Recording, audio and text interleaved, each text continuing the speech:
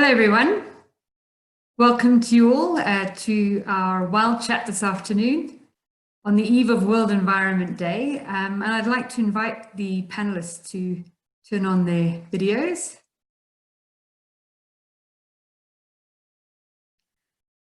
Great, excellent. I know that there are some other people still joining, but I think we better get started. First of all, I'd just like to thank very much the IT and the Communications Department at EWT, Eve Manana and Belinda Glenn. They've been running these wild chats for a long time, and just recently we moved to doing them in the afternoons, which has shaken them up a little bit, but thank you very much, guys, for organizing all of this. So today we're talking about World Environment Day and celebrating biodiversity. And most of you probably know that every year the United Nations Environment Programme organises World Environment Day on the 5th of June. And it's been celebrated in over 100 countries since 1972. And World Environment Day encourages worldwide awareness and action for the protection of the environment and our planet. And you know that the foods that we eat, the air that we breathe, the water we drink, the climate that makes it possible for us to live here is all coming from nature. And so World Environment Day is really a prime opportunity for us to take a closer look at the environment and look at some of the serious environmental issues we're facing and some of the solutions that need to be put in place to alleviate them. So this year, World Environment Day has taken on the theme of celebrating biodiversity, and this is very close to EWT's heart. And so I'm delighted to to introduce to you today three panelists from the EWT.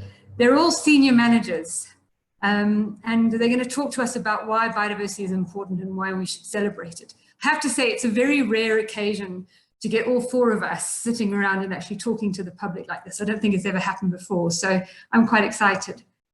So first of all, Kerryn Morrison is the EWT Senior Manager for Africa, and she's also the Vice President International and Director for Africa for the International Crane Foundation. And she's also the chair of the Crane Specialist Group of the IUCN's Species Survival Commission. Then we have Dr. Ian Little. He is our Senior Manager for Habitats, and he's the Regional Chair for the IUCN Commission on Ecosystem Management. Ian's also the winner of a Whitley Award in 2017 for his work to save South Africa's threatened grasslands. And finally, Hoogstad is the EWT Senior Manager for Industry Partnerships, and he heads up the National Biodiversity and Business Network, which works to mainstream biodiversity into business. And Constant recently also established a really significant partnership between EWT and AHA Lodges. And it's a strategic partnership to work much more closely together, recognizing the link between tourism and the environment. And he also oversees the EWT ESCOM strategic partnership that was established in 1996 to try and address the issues of wildlife and power infrastructure. And it's a partnership that's still going on very strongly today. So welcome to the three participants. Lovely to have you here. And I think I'm just going to kick off with the first question for you, Kerryn. What is biodiversity and why should we care about it? Biodiversity essentially is biological diversity and incorporates the diversity of species we have across the world, and that includes plants, animals, fungi, algae, anything that's living across the world. So it includes all of our species, includes the genetics that make them up, and also the habitats and the ecosystems that they depend on. And we really should care about biodiversity for a number of reasons, but I think core to all of this is it's the foundation of the ecosystem services that nature and our wildlife provides. And human well-being is so interlinked with that and so dependent on that. And irrespective of which species you are talking about, it fits into a bigger picture. But I think more broadly, biodiversity is really important for us. It provides us with food. A lot of what we eat, whether it's Morocco or spinach or maize, it's all part of biodiversity. Biodiversity helps fight disease. Up to 25% already of our medicines in the world are derived from plants that are found in the rainforests alone. Biodiversity benefits business and livelihoods. Anything up to half of the global GDP is to a greater or lesser extent dependent on biodiversity or one or other way. And of course, tourism just comes in there so clearly, how important tourism is and how important biodiversity is in our tourism sector. And biodiversity essentially protects us. And you spoke about climate change a little bit earlier, but the way that our biodiversity and our ecosystems and habitats store the greenhouse gases and help mitigate against climate change, and how wetlands store water and manage our water resources a lot better for us. So overall, biodiversity just plays an integral role, and it's just really important for us to care for. That seems to be a lot to celebrate. Thanks, Kerryn. You know, I need to let everybody know that there is going to be an opportunity for people to ask questions of their own. So please use the Q&A box that's at the bottom of your screen there. And if you've got any burning questions, jot them down and we'll field them a little bit later. I think, Kerryn, you touched on, you know, the species that make up, you know, part of biodiversity. And I think it's important to note for everybody, EWT has got you know, our strategy is really built around sort of 3 key elements of conservation. It's species, it's habitats, and it's people. And so I want to go to Ian, our habitats manager, and ask him, you know, what kind of threats face habitats, particularly in South Africa, and what kind of things can we do to address them? And are any of them really specific to this part of the world? Sure. Okay, so that is quite a big question. Obviously, you ask anyone the question of what threats face habitat, and they'll be able to reel off a whole bunch of things that threaten our habitats and habitats around the world. In principle, there are 2 different types of key threats to habitats: the transformative ones and the degradation ones. So either habitats are transformed or degraded, and this is an important distinction. I'll start with the transformation of our habitats. Transformation is a dramatic shift in the structure and functioning of natural systems. So it's in essence, you are taking what is an intact, natural, functioning system and turning it into something that is no longer what it was. And those are the key ones that we need to keep an eye out for. Everyone that talks about things like the chopping down of rainforests and the ever-increasing expansion of mining areas, those are transformative. Degradation is a lot more subtle, but I'll get onto degradation once I've finished with the transformation. In South Africa and in most countries around the world, there are things called environmental impact assessments and other associated legislative processes that are established in order for us to govern what should be and should not be transformed. And the important thing there is that environmental impact assessments, or EIAs, it's supposed to be a process that enables us to critically assess whether an area is more important to us in the long term than the short-term gains of the transformation of that habitat. And in many instances, that is not achieved properly by EIAs. And that's one of the projects that we at the EWT are really driving, is to make sure that that legislative process is as robust as possible, and that we are very seriously considering the long-term impacts of the short-term developments that are facing us on a daily basis. The reality when it comes to these sorts of developments is that there are a number of competing agendas. Those that are doing the developments, or those that are proposing to do the developments, are not thinking about the conservation side of things. They're thinking about the financial gains and the job creation and the ever expanding economic and socio-ecological development that we need to achieve as a country. And we as conservationists are certainly not against that development and that advancement of the infrastructure of the country. But we are there to make sure that it is done in a responsible and carefully thought out manner to ensure that what we do now doesn't affect what we have in 100 years' time. Now, in South Africa, our most impactful developments are around the mining sector is a big one. Obviously, we are a country, everyone knows, that is highly reliant on coal for energy development. And coal mining is a massive blight on natural ecosystems. So it's really crazy that we are still so reliant on coal, and we need to really think twice about the impacts that coal mining and other similar sorts of transformation that have short-term gain have on our natural systems. I would really encourage anyone who hasn't been to a beautiful grassland that has been transformed into a coal mine to go out and have a look just what it does to our natural systems. Those are the specific systems that are providing our fresh water for most of the country anyway. And the grassland systems provide for the northern half of the country, including Durban and Johannesburg. Obviously down in the Cape, the Fynbos does the same thing. One of the things that I really want to push home here is that those competing agendas are often politically driven, and political cycles run in 4-year cycles. If we only think in 4-year cycles, our natural systems are doomed. We cannot afford to do that way. We have to consider, what will this country look like in 100 years' time if we don't think very carefully about every decision that we make in terms of transformation of natural systems? What will the ancestral lands of our local people look like if those people only think about the jobs that they get in the next 5 years? So there's a lot to consider around transformation. Degradation, as I said, is a lot more subtle. Degradation is the slow shift from a natural system and the slow breaking down of those natural ecosystem processes. So it's a lot more difficult to govern and a lot more difficult to manage. Things like the fires in the Amazon that we all hear about, that is a degradative process. It's not a transformation process. So those sorts of things, fire is a very extreme, but it can be as much as, or as subtle as putting 1 or 2 extra cattle into a grazing field.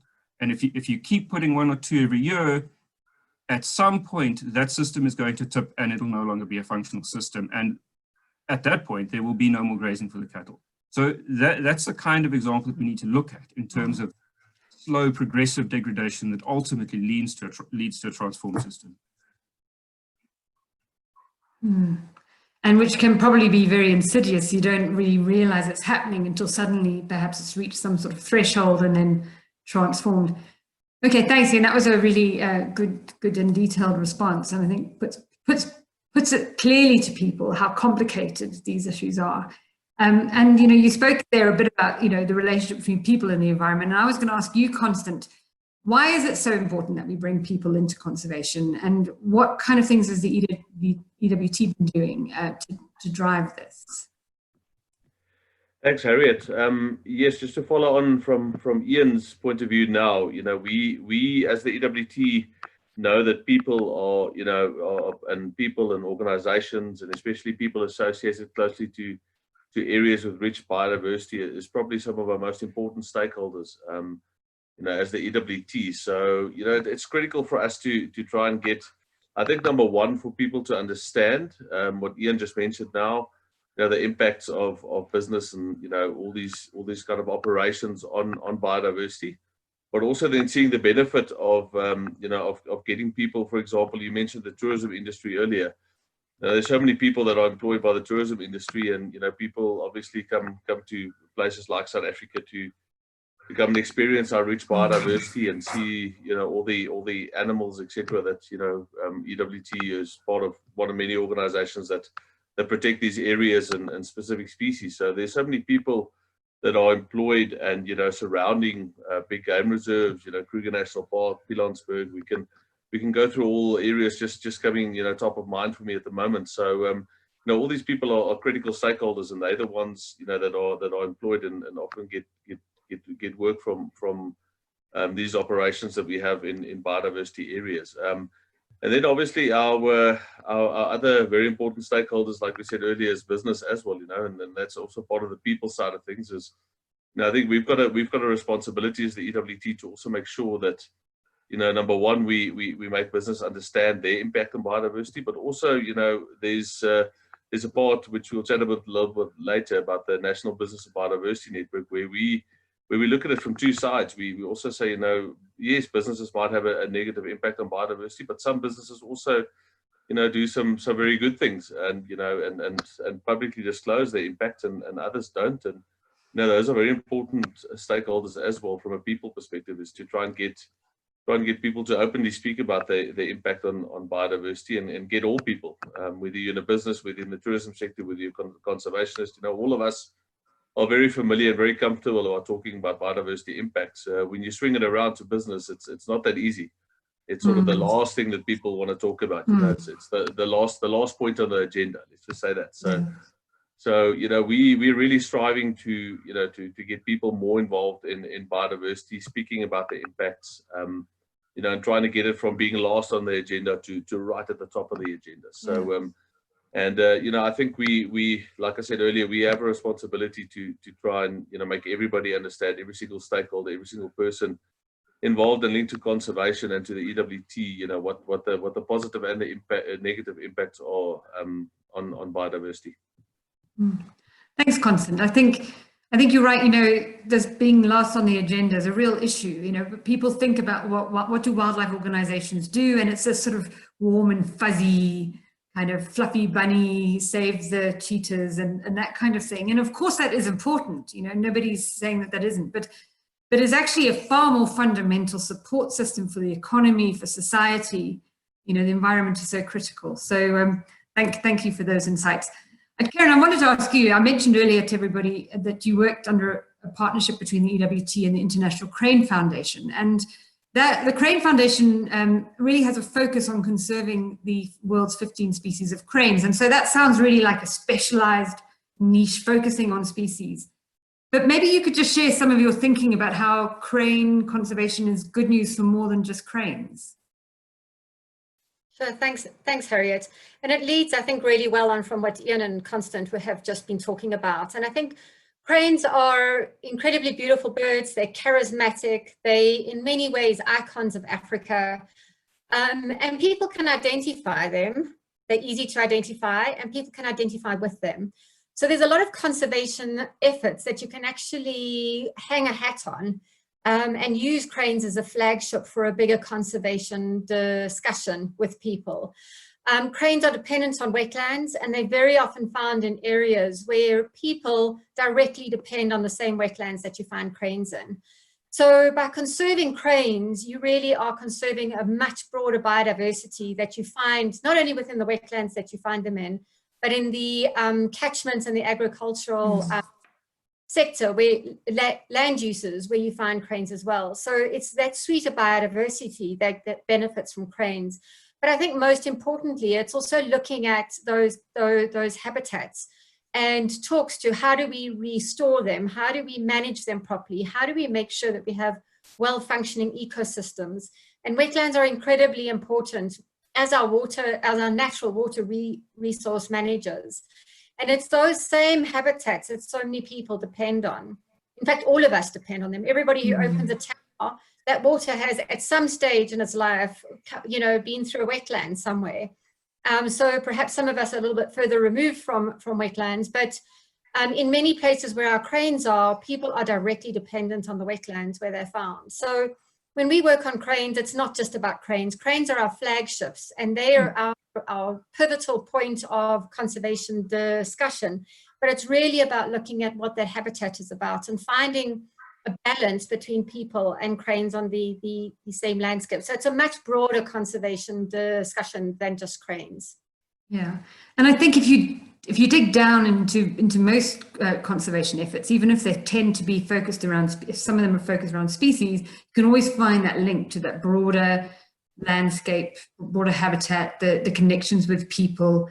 And so, you know, as I mentioned earlier, we've got these three pillars at EWT, but really they're all sort of interlinked and interwoven, and it's difficult to think about them as separate things. Ian, over to you. You know, I think the current global crisis is getting lots of people talking about the new normal, and, you know, hoping and to make sure that we can take new approaches to things in the future.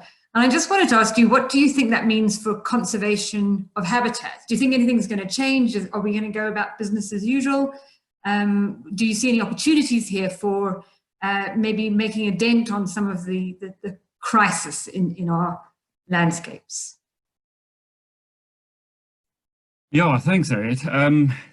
It's a difficult one. The current global crisis has thrown us all into a bit of a spin. But what I can tell you is it certainly hasn't slowed down the developers looking to open new coal mines and that sort of thing. So that side of thing has ramped up actually. So we've got to keep busy at trying to make sure that those are done responsibly in the meanwhile. But I can only say that I can sincerely hope that the new normal will translate into a new appreciation of open spaces. I really hope that us having been stuck indoors for so long has made people have a fundamental mind shift about what it is to have these big natural spaces. The first world and many countries around the world simply don't have what we have. And I think South Africans need to take a step back at some point and just think about what it is that makes us so special. People around the world think of South Africa in a certain way, and we don't take the time to sit back and realize that we have so much to appreciate here. And hopefully this crisis and this enforced lockdown will help people to make that mind shift jump, a leap of faith into this appreciation for what we actually have here. I mean, it's not just this COVID crisis. We've been through the massive droughts a few years ago, the load shedding due to this perverse, archaic, ridiculous reliance on coal. We've been through a whole lot in this country, and all of those things speak to the same thing at the end of the day. We need to conserve our big open spaces because those are the things that will prevent us going through these really hard times. And hopefully that gets through to the people who have the power to make change and to give us that long-lasting ability to secure what we have. That's what I hope anyway. I hope so too, Ian, and thanks for that. I think certainly within the sector, there's been a lot of discussion about how we can try to put the environment at the center of all, the recovery post-COVID. And people are really jumping at the opportunity to try to think of innovative ways of doing that. And certainly we understand from all of this that, COVID has really illustrated how unequal our society is, but also how vulnerable some sectors of society are.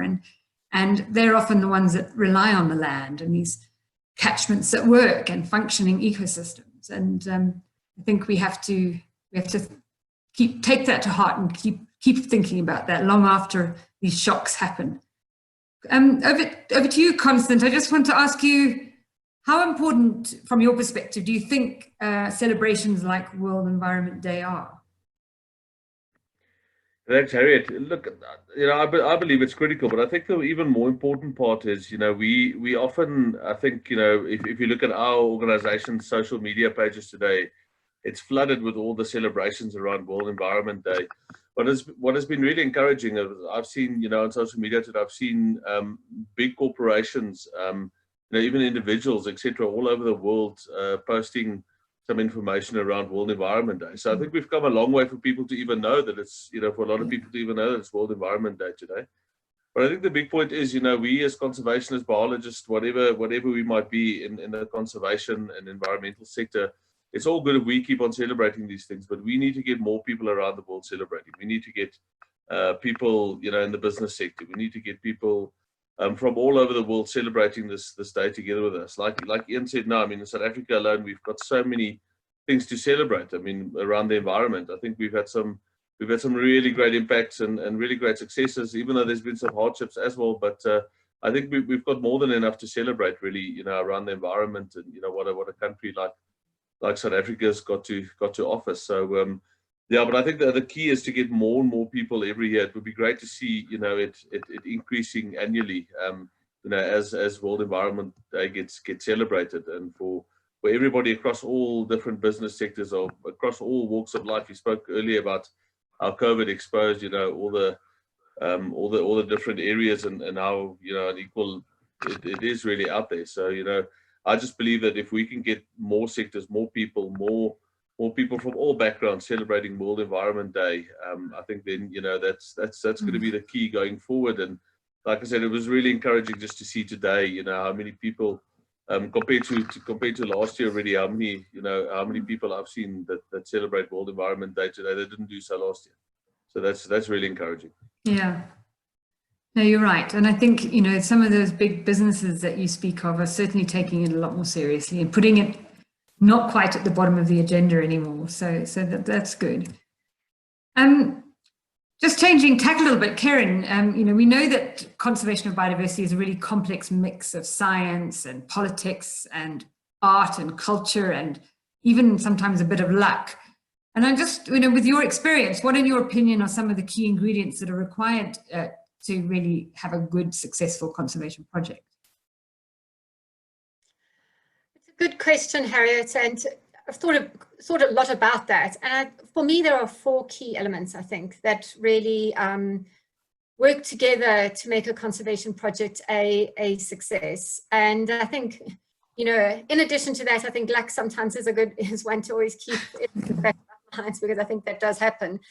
But I think for me, there are 4 key areas. And the first one is really about passion. It's about having the right team who are dedicated, driven, and everybody moving in the same direction towards the same goal with that same vision and thinking. There's really nothing that can beat the passion that you need for any conservation work, especially in many instances where there's a lot of heartbreaking things that are happening and things don't always go your way, and it's that passion that really drives everybody forward. I think then closely related to that, and my second point is that around partnerships. Very seldom are any conservation projects in a vacuum where one person is able to solve it on their own. Conservation challenges and environmental challenges are really so multifaceted, multi-sectoral, and we require a multitude of different sectors and partners to work with us in resolving and working on the issues for conservation success. It's about looking at ways in which we can add value to each other and how we actually, you know, really come up with good partnerships. The third element, I think, for me is around basing a lot of it on good science, on sound science. There's so much we don't know, and we're constantly having to learn more, not only about species, but about the various challenges that we have in the conservation and the biodiversity sector. So, and having sound science to make objective decisions from, or more informed decisions from, is always a good place to be. And finally, and in some ways, it is as important as the others, it's about developing well thought through projects that really look at what are the assumptions we're making in developing a set of strategies of conservation actions that we want to put in place to address a conservation issue or a challenge or a threat. And it's really looking critically at how we're going to do that and what it actually means and how those activities are going to play out in having the impact that we hope to achieve. And we can only do that through effective monitoring and evaluation of our steps along the way. And we need to, you know, we've got to move beyond monitoring a species to extinction and really look every year at how are our conservation activities helping us to progress towards the impact we're hoping to achieve, and adapting our processes as we actually go. And I think without that, we can sometimes head down a path which very often doesn't lead to success. It's that adaptive management that's just so important. Yeah. So it's people, it's partnerships, it's science, and it's planning. And then I think we need to add there somewhere the money because, yes, you know, all of that requires resources. And so some kind of funding to support, you know, at timescales that are meaningful for the kinds of plans that you're talking about. You know, I mean, I think that's also a challenge. You know, Ian, you talked about the 4-year cycles of the politicians, but you know, the funding cycle is also a major limitation on the ability to get projects really, you know, getting the desired impact that they have because we run out of time before we can get to the next milestone. So that's my one begging bowl comment for today. All right, so moving on. So constant, you know, development and infrastructure and big business, and we've mentioned this, I think Ian said, you know, is often seen as being in conflict with a healthy environment and biodiversity conservation. And do you think it's possible to strike a balance between them, and how? Gee, okay, not an easy one that. But yeah, Harriet, as you know, we're busy currently with the National Business and Biodiversity Network to look at something called the Biodiversity Disclosure Project. And I think that's a very good starting point currently, because we are really trying to figure out what is the true impact of business on biodiversity, and actually the other way around as well. What's the impact of biodiversity on business? And like we mentioned earlier, if business would lose their access to some of the resources via biodiversity. So with the Biodiversity Disclosure Project, we really are encouraging businesses to go out there and speak more publicly about it. And I think that's a starting point. That's sort of the line in the sand. How are we going to measure whether we can actually make a difference? How are we going to know what we're actually measuring? And how are we going to know whether we're moving forwards or backwards if we don't actually know what's currently going on? So we've done a rating on the companies. I think it was 350 odd companies on the JSE recently, just to look, how much is publicly being disclosed with regards to biodiversity, and that will be in annual reports, etc., which companies will produce. And in the first year when we did this 2 years back, it was actually quite shocking. I mean, there was almost no public disclosure, and speaking about impacts on biodiversity. And in year 2 now, we've actually seen quite a big increase in companies speaking more openly about it, and we've had a lot more engagements with companies that that came to us and said to us, please, we realize what you guys are saying, we realize what the impacts are, and we realize our impacts on biodiversity, and we're also really understanding how reliant we are on biodiversity. So we really want to take this forward, and we really want to speak about it more. So how do we do this? And this is when the Biodiversity Disclosure Project was born, which we're still busy with at the moment. And it's really encouraging to see how businesses have taken us on board, and how seriously they've taken us. I mean, we've had engagements not only in South Africa alone, but into Africa and globally. We're currently helping the guys in Spain, a company in Spain, also duplicating what we did in South Africa with regards to their stock exchange there, just to see how many companies there are speaking about it. It's actually starting on Tuesday next week. So so there's been an uptake for this globally. It's a proudly South African kind of product, we can say. So we're really positive about where this is heading. We spoke about support now, etc. We've had some amazing support from the Green Trust and a few other organizations that really supported us, as all the companies in South Africa, which is openly engaged on this. Like you said earlier, it's bottom of the agenda, and I think it's now shifted almost to the middle of the agenda, and hopefully by in a few years' time it will be right at the top of the agenda. But if we look globally, I mean, biodiversity has now been flagged as we spoke earlier about COVID as well. It's being flagged as quite a big risk for businesses, and businesses are keen all around the globe. But it's really encouraging to see South African businesses really sort of taking the lead with us and moving it forward. So we're really excited about what's going on there, and all the positive stories that are coming out of it. So so that's in a nutshell how I see it. So you think there's a chance that we could find this balance, and with what you're proposing there, and the combination of what Ian was talking about earlier about getting the EIA processes done properly, we might just make it. Ian, just over to you. I mean, when we hear about the devastating impacts of climate change and the huge islands of plastic in the ocean and thousands of animal and plant being killed for illegal wildlife trade, it's easy to, on an individual level, feel completely helpless. So, I mean, what do you think are some of the ways that individual people can conserve nature and the natural world? Yeah, it's a complicated question. I mean, just to start with, us as conservationists, we do as much as we can. We dedicate our lives to it, but it's a daunting task. We've really, as a human race, gotten ourselves into a situation that is really hard to get out of. And as a conservationist, it's sometimes difficult to maintain the passion that we need to carry on doing this. It's certainly not the warm and fuzzy conservation world that I thought I was going into in my 90s, in my teens and 20s and early 20s. I'd love to just be living in a game reserve and monitoring cheetah all my life. that sort of thing. That's not what is required. We need to do that.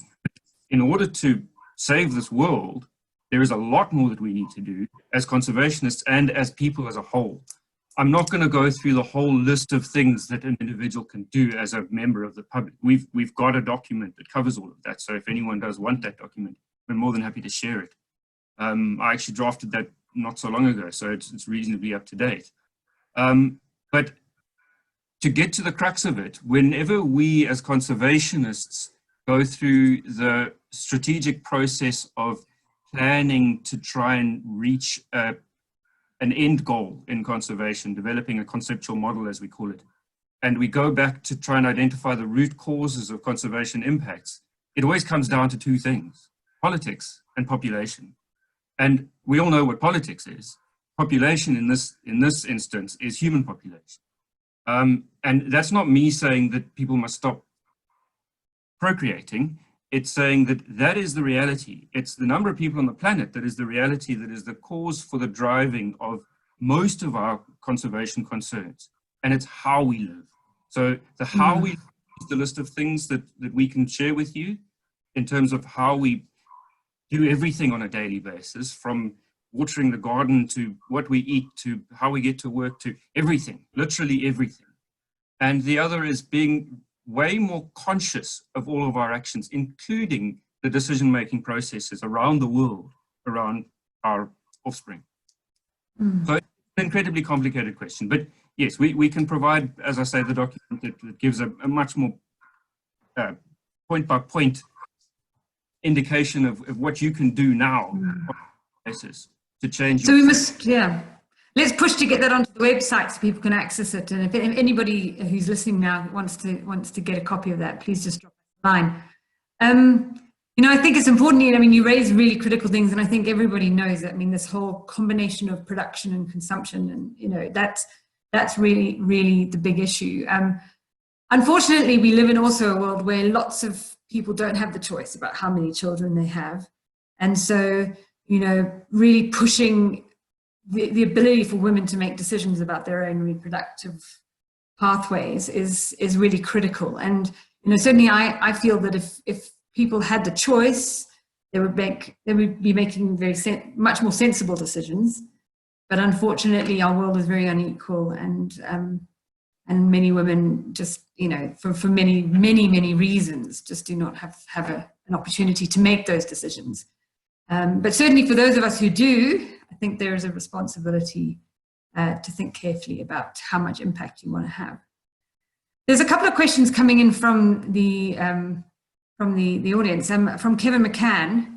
I think I'm gonna push this to you, Constant. I don't know if you've had a chance to look at it, but, you know, he's saying, you know, asking, will the biodiversity disclosure work result in understanding the economic value of a company's impacts, and actually putting that onto their financial balance sheet? So integrating the true costs of development or economic development. So they're really, you know, these costs are absolutely, they're financially accounted for, as opposed to just being disclosed. So yes, the short answer to that is, Kevin, yes. The long answer to that is, how do we actually get there? So I mean, we obviously don't have time to go through the whole process today, but yes, ultimately the idea would be for companies to definitely have it on their balance sheets, and in their integrated reports, etc. That is definitely the goal. Ultimately, to get there, the other side to it is, you know, the BDP is really it's a really out of the box way of looking at it and thinking about it.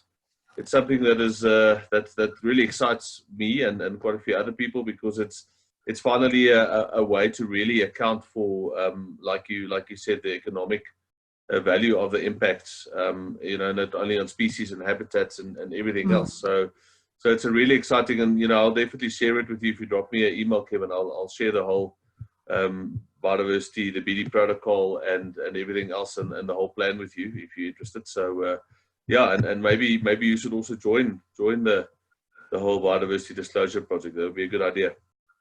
Yeah, definitely. Thanks, Constant. So, and over to you, Ian. I see there's another question here which I think is relevant for you. Would it be possible each time that biodiversity or habitats or climate, is threatened, to ask permission from an organisation like the EWT? I know we've spoken about that before. Trying to put a few checks and balances onto decisions, and maybe you could just talk a little bit about the complexity of that.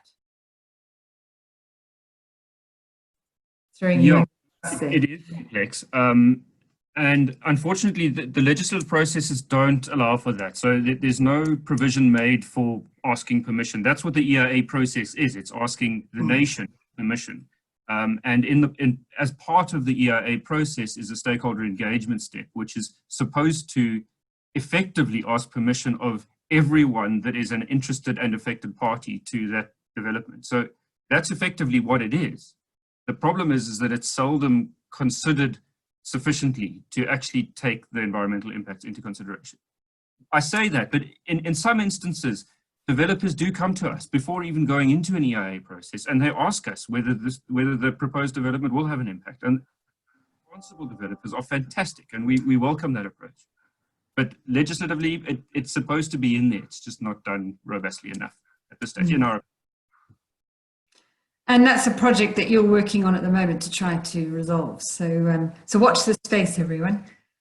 Kerryn, over to you. You mentioned earlier that it can be depressing working in conservation, and so I just want to ask you on a more personal note: what gets you out of bed in the morning? What drives you to continue on this path that can sometimes be quite soul-destroying in terms of the damage and disaster that you see around you?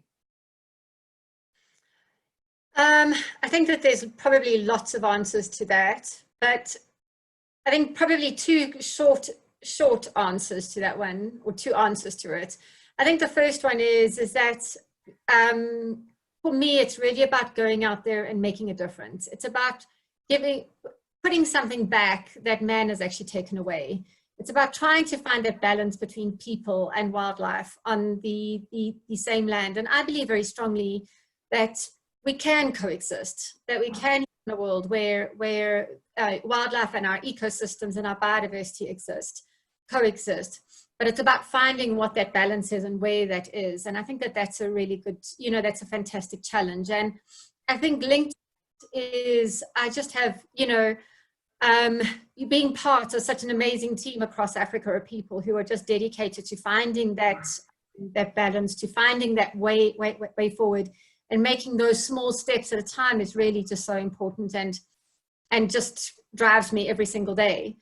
But I think, secondly, it's, it was really, I suppose, speaks a lot to why I'm doing what I'm doing is I started my work in Dahlstrom, researching cranes up in the Dahlstrom area. And the first wattle crane I ringed up here was in 1995. And it was from one of 5 pairs in the area at that stage. In 2015, we found that now an adult dead up in the Dahlstrom area, and it was part of a pair in this area, and it was the last pair in this area at that time. And I think for me, it just really epitomized what I'm really trying to achieve with my life is I'm really, I'd like to not see that happen again, that you actually work on a species in an area and it goes to functional extinction during our lifetime and under our watch. And it's about trying to find a way that we can avoid that happening in the future. And I think that really drives me. It's to make that change, it's to be that difference that we want to see in the world. Great, thank you, Kerryn. That's inspirational stuff. Constant, you've had a very diverse career. I think I first met you when you were still working on game reserves at the coalface, but now you spend time sitting around boardroom tables with businesses. And I just wanted to know if there's ever been a Eureka moment that kind of made you change the way that you think about conservation and what needs to be done. Gee, so like any good conservation story, it started off, we were sitting around a fire, having a beer. No, yeah, like Ian said earlier, we don't get to do that kind of stuff anymore, unfortunately.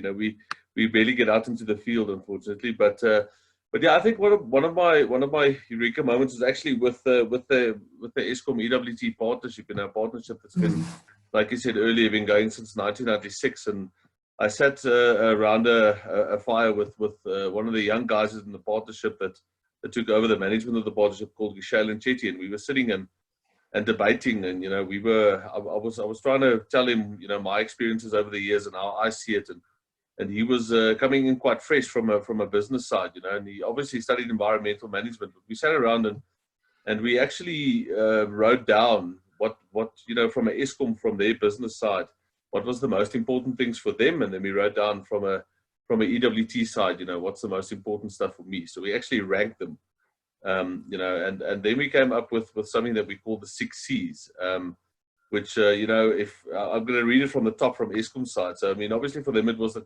continuity of supply. We all know all the challenges that Eskom has, and then it was the cost to their company.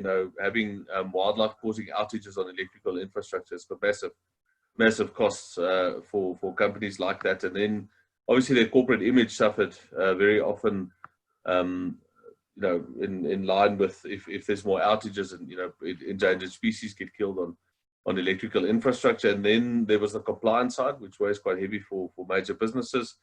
And then there was communities and conservation. And if we looked at it the other way around, I started off with the conservation side of things, and then we said communities, and then from there on went to compliance. We want Eskom to comply, like we mentioned earlier, and then only did it come to the corporate image side of things. But what was interesting about this is this 6 C's has now stuck, in the partnership, and it's basically what the partnership is based on, and how we run it on a daily basis. And that was quite a unique moment for me to eventually come up with a bit of a organogram of how we view it, from a conservation side and from a business side. And in doing that, I mean, Eskom is now the biggest supporter of this biodiversity disclosure project.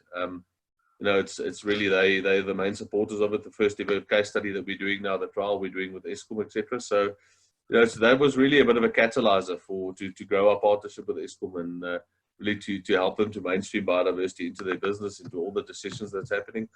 And these 6 C's keep on popping up whenever we debate things. These 6 C's are also referred to quite regularly. So that was definitely one of the moments that stood out for me. Thanks, Constant. I mean, I think for those of you who are listening who don't know, I mean, this partnership really is a worldwide trend setter, a global best practice partnership around trying to minimize the impacts of electricity infrastructure on biodiversity. And Constant and his team are often asked by other countries and other utilities just to help to set up similar kinds of arrangements. So I think the moral of the story there is that good things happen when you sit around a braai, hey? So thanks, Constant. Ian, I mean, we're coming to the end of this, but I want to ask you, while we're celebrating biodiversity, and again, this is more of a sort of personal thing for you. I mean, what has been your biggest conservation achievement to date? What have you celebrated the most? Yeah, that's an interesting one. There's so many small things and a few bigger things, and to put it down to what I've celebrated the most, it's a challenge. I mean, one of the big things is the realization that conserving protected areas within threatened species within protected areas is not it. We've got those.